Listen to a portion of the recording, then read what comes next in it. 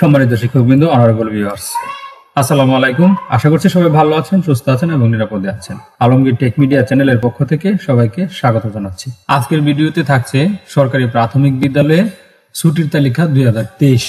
অনেকেই অনেক সময় প্রশ্ন করে থাকেন যে স্যার, ছুটির তালিকাটি আছে কিনা, বা ইতিমধ্যে আপনারা বিভিন্ন মাধ্যম থেকে ছুটির তালিকাটি সংগ্রহ করেছেন। তো আমি যে ছুটির তালিকাটি এখানে আপনাদেরকে দেখাবো সেটি হচ্ছে ওয়ার্ড কপি।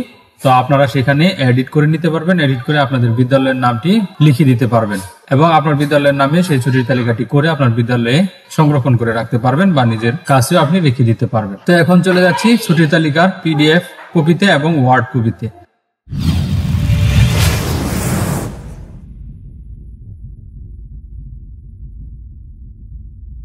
এই হচ্ছে সরকারি প্রাথমিক বিদ্যালয় সমূহের ছুটির তালিকা 2023 খ্রিস্টাব্দ। বালুয়াকান্দি এক সরকারি প্রাথমিক বিদ্যালয়। এখানে আপনি আপনার বিদ্যালয়ের নাম লিখে দিতে পারেন এবং আপনার উপজেলা জেলার নাম এখানে আপনি লিখে দিতে পারবেন। আমি যে ওয়ার্ড কপিটা শেয়ার করব সেই ওয়ার্ড কপিটা, এখন সেই ওয়ার্ড কপিটা আপনি কোথায় পাবেন সেটা বলে দিচ্ছি। তার আগে দেখে নিন এই যে পুরো ছুটির তালিকাটা এখানে দেখে নিন। এই হচ্ছে পুরো ছুটির তালিকা, সর্বমোট ছুটি 54 দিন। এখানে দেখুন বিশেষ দ্রষ্টব্যতে লেখা আছে এ ছুটির হিসাব শুক্র ও শনিবার ব্যতীত। চাঁদ দেখার উপর নির্ভরশীল। জাতীয় দিবস সমূহ যথাযথ মর্যাদায় বিদ্যালয় পর্যায়ে পালন করতে হবে। প্রধান শিক্ষকের সংরক্ষিত ছুটি থানা বা উপজেলা শিক্ষা অফিসারের অনুমোদন ক্রমে বুক করতে হবে।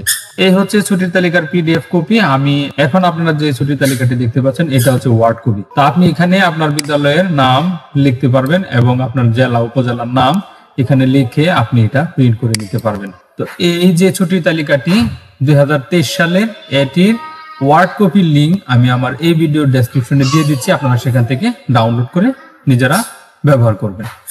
আশা করছি ভিডিওটি আপনাদের ভালো লেগেছে। যদি ভালো লেগে থাকে তাহলে লাইক করবেন, কমেন্টস করবেন এবং শেয়ার করে অন্যকে দেখার সুযোগ করে দিবেন। আর চ্যানেলটি সাবস্ক্রাইব করে পাশে থাকা বেল বাটনটি অন করে রাখবেন। ভালো থাকবেন, সুস্থ থাকবেন এবং নিরাপদে থাকবেন। ধন্যবাদ সবাইকে।